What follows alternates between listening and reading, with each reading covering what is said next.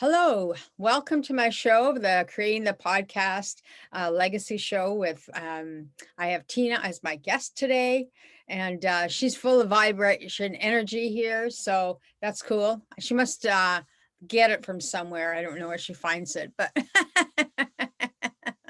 welcome, Tina. Can you Thank you. introduce yourself to the audience and just kind of just share whatever you want to share about yourself? So good afternoon, everyone. I'm Tina Valant. I'm coming to you from South Florida, sweltering South Florida, thank God. I am an award-winning professional photographer. I am a writer, a journalist, and a columnist. And my hobby is I raise and release 10 different types of native butterflies here in Florida. I've been doing that for over 20 years, just as a hobby for fun. Yeah. A little ring my friend gave me. Yeah. And I rescue dogs.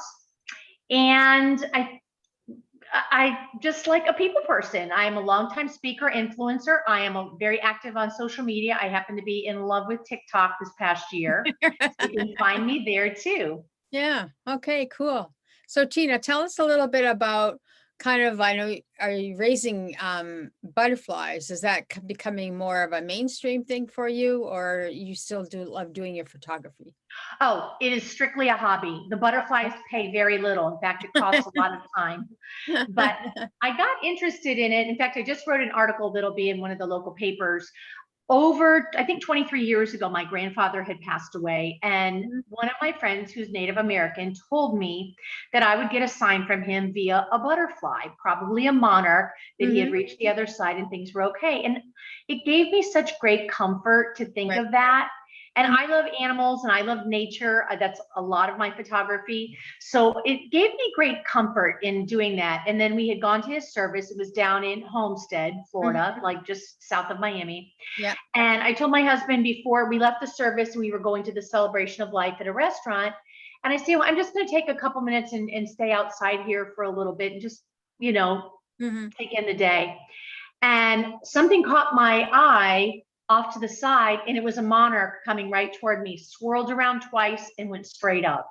Wow. So I had to fix my mascara going back in. So it was exactly as my friends had predicted. And I became very interested in butterflies. I always liked them. Yeah. I thought they were beautiful, but I was very distressed to learn how the pollinator populations were decreasing because of the use of pesticide, loss of habitat, etc.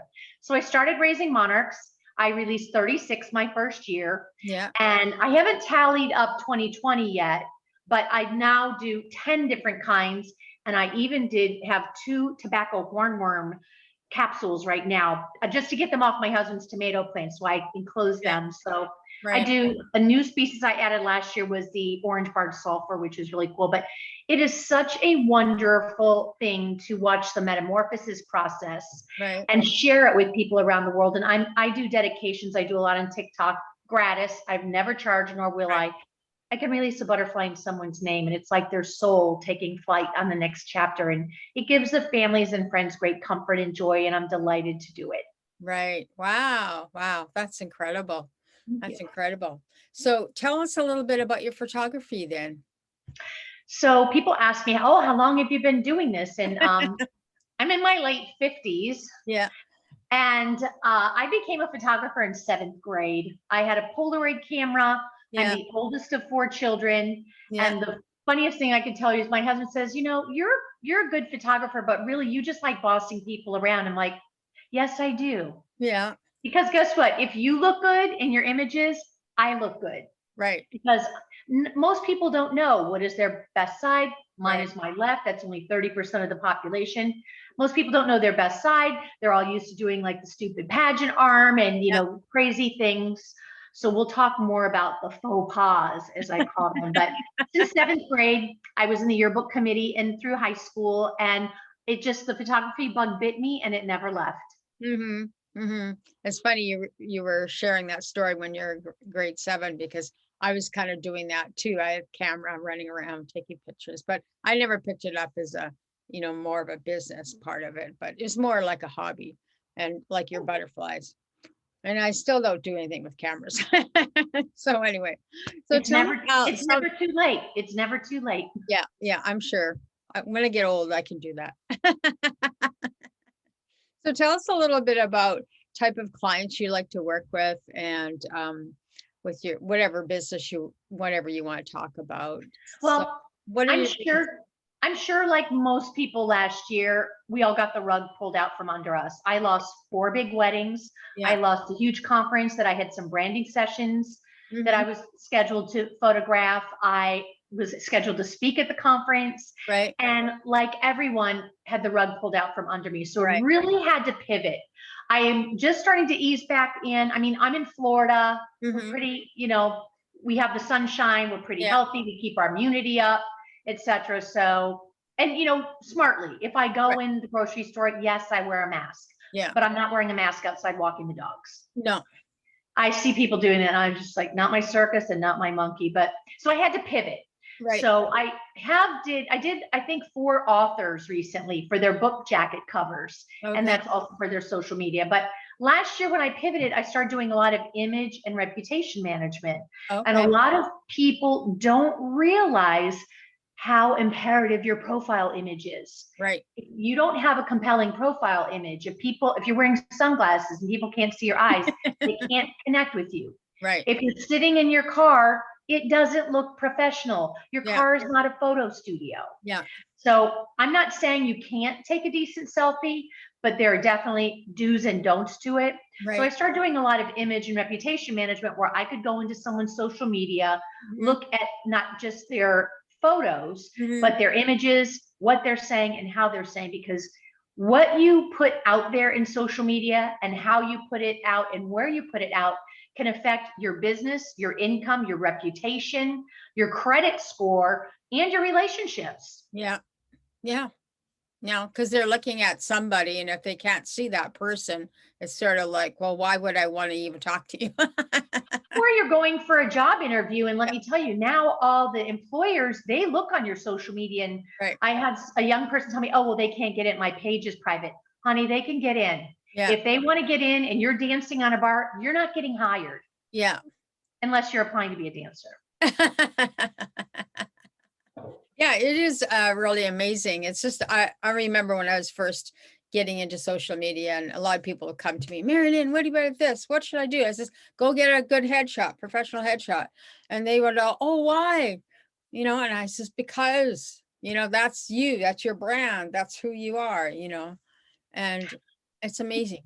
I don't really call it a headshot. I call it a portrait, because any Okay. schmoo can take a headshot with their camera, and Right. that's fine.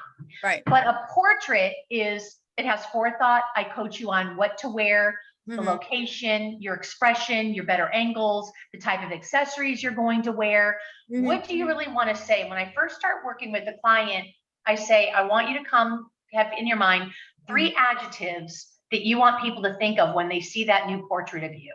Mhm. So it's so important to have that. And not having a professional image, even if you take it, and that's fine, Yeah. not having a professionally captured image that looks like your brand, that looks professional, that looks thought out, that doesn't have, toilet paper in the background and dirty laundry, your naked kid running through the back. It's so important. And people just don't realize not having a professional image is like going to a networking event and not having business cards. Right. I think what you made a very good point, when you learned how to pivot and doing portraits, is because we need them more so now because we're in the COVID stage still. I mean, we're not all running around doing networking events anymore. It's all done online. So I was just thinking as you were talking is that it's so important to have that portrait, or you would say, because that's who represents you. It's not like you get to meet you face to face unless you just happen to bump into them on the street or something, right? Right. Well, one of the faux pas, as I call it, Yeah. is a lot of people on their social media, and I love animals. I have Yeah. beautiful butterflies, billions of pictures of them. I have 5 rescue dogs. Right. They use their pet on their profile. Right. I'm not connecting with your pet. That would be lovely, but Yeah. they'll scroll right by you. Right. And on LinkedIn, it's been proven if you don't have a professionally captured image, you are less likely to be 14 times less likely to be clicked upon. So Right. we have to really, as you said, pivot, adjust our image, up our game, because we don't have the same opportunities to go to the Chamber of Commerce events like we did, and go to the women's luncheons and things like that. So it's shrinking. So you really better get on your A game, and it's not too late. Right. Yeah. I'm so glad you said that, because I think that is so important, because, you know, okay, we're doing Zoom calls, or we're doing podcasts, or we're doing video stuff. People still want to see you and show your best self. I mean, if you're going to do a podcast and not be video, it's just that audience has a really hard time to make some sort of connection with the other person that's not in video. Absolutely. You know, Absolutely. audio is good, but video is better, because you have the trust factor, right?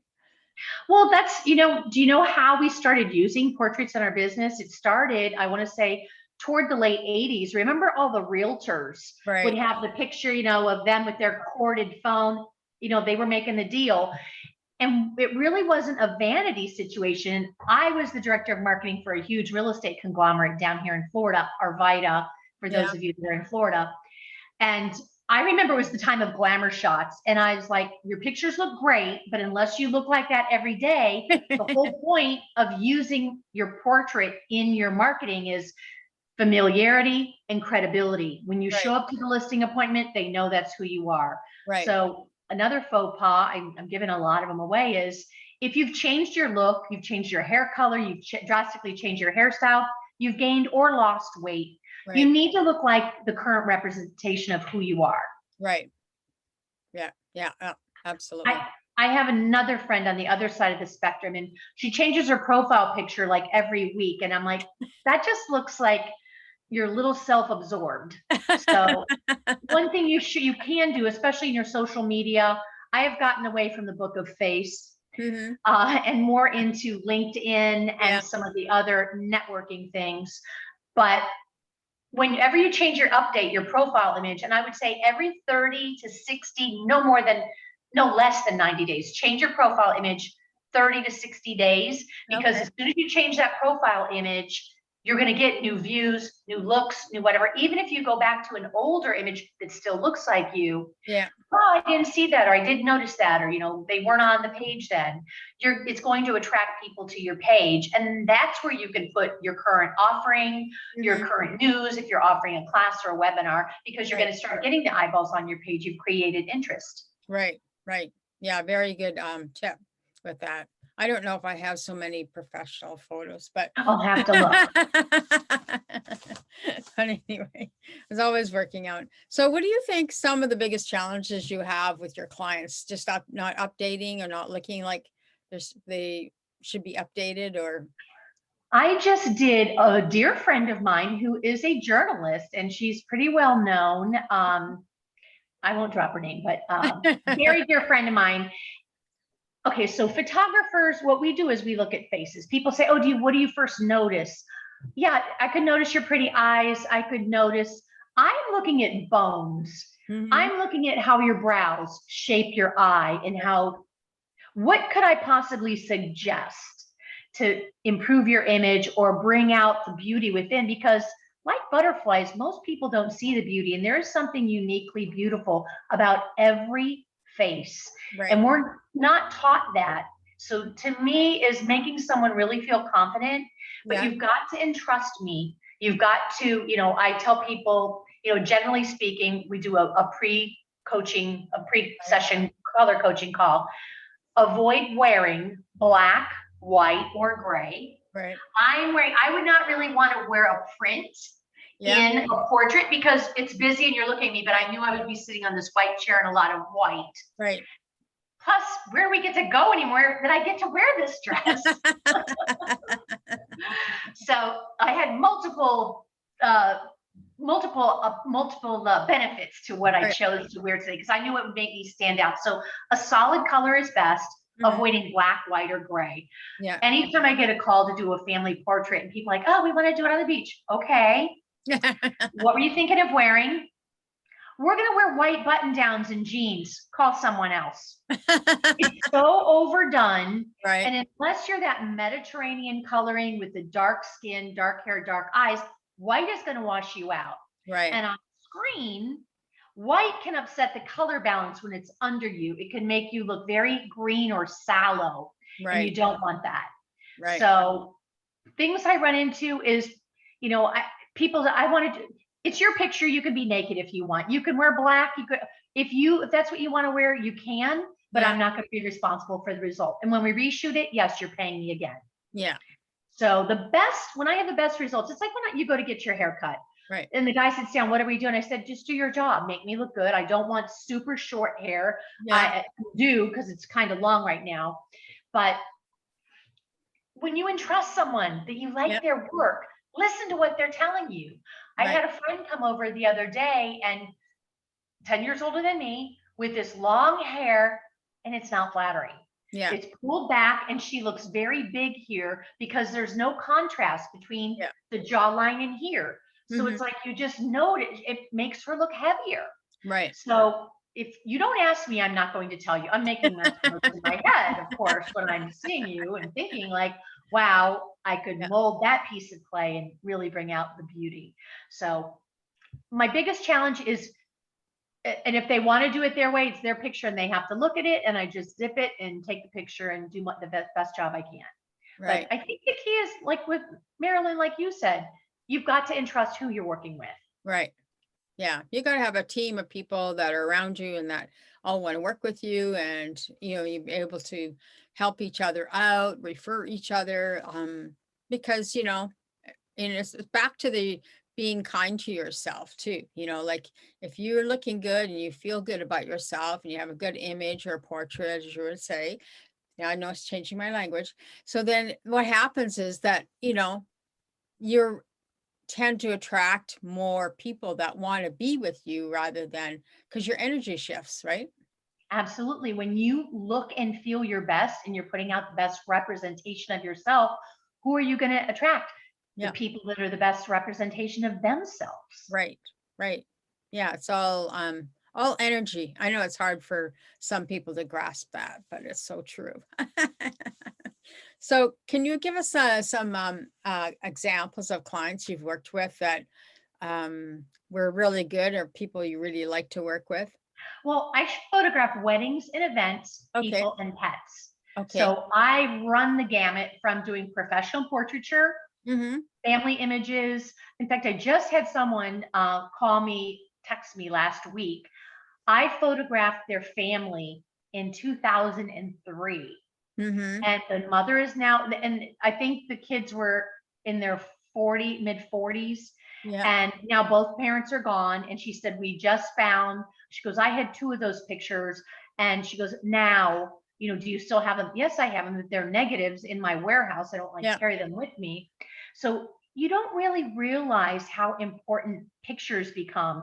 And when you have it on your phone, yes, it's quick, it's easy, it's wonderful. But make sure you're backing up your pictures on your phone and your candids with your friends. And, it just takes a second to say, hey, let's take a quick picture while we're together. We haven't seen each other in a while, because you're sealing the memory of that wonderful time that you spent together. And who knows, look at what we just went through last year. Right. I can't imagine that I haven't been to my women's wings luncheon in a year and seen those people, aside from on the screen or maybe separately going for a walk outside. But I mean, everything we knew is upside down. So I've done everything from family portraiture, singular portraiture. I do a lot of events. I photographed the Honda Classic for many years. Didn't do it this year. I've got a huge tournament, international kids tournament coming up that I've done. I think this was my 12th year, Optimist, and that'll be at Trump International in Doral in July. So I'm looking forward to that. I'm the chief photographer for that tournament. And that's 700 kids from all over the world. So I shoot the golfers, I shoot the winners, I go and do the hole-in-one videos. I do a lot of the families, the volunteers, the staff, and it's 2 weeks away, and I can't wait to see everybody again, because we didn't do it last year. So I don't love to do products, okay? If I can't talk to this and tell it what to do or how to pose or try to make it better. Yeah. I mean, I just did a lot of jewelry for a friend, and yes, it came out nice. Yeah. But I didn't wake up that day like, oh yeah, I'm photographing jewelry today. So I really like live subjects. I think that's my gift. And like you said, it's an exchange of energy. If you will entrust me, I'm going to entrust you, and we're going to bring out the best in each other. Right. I really think of my camera as it's a channel, and Right. it works both ways. If I Right. don't like you, I don't want to work with you, and I probably am not going to accept you as a client because we're not going to vibe. We're not going Yeah. to be speaking the same language, Mm, and it's not going to feel good for either of us. right. Right. Absolutely. Absolutely. So thank you so much for joining me today, Tina. I liked your vibe, your energy. Thank Um, you. and so, yeah. So is there anything you want to say before we close out? Just invest in yourself and have a professional portrait done. I'm going to offer, Marilyn has a link that I offer my 9 easily avoidable faux pas. And even something as simple as I have my laptop up on a box Yeah. because, as I say, nobody looks good from the nose hair Yeah. angle when you're looking down at your computer. Yeah. And you've probably noticed that we've both been looking at the lens, not ourselves on the screen when we're talking, because you're not going to connect with Yeah. my Nobody eyelids. sees you No, make sure you're down. looking at the Yeah. lens when you're doing live. And a lot of what we do in photography translates to your live stream, your Zooms, Right. etc. Right. Absolutely. I'm sure I'll look forward to reading those and start correcting whatever I'm not doing correctly. Well, thank you for your time today, and thank you Yeah. for having me as your guest. Hey, you're welcome. You're welcome. We'll have to do it again another time. Absolutely. Okay. Thank you, Tina. And thank you, everybody, for joining us. And please be kind to each other because that's all we have.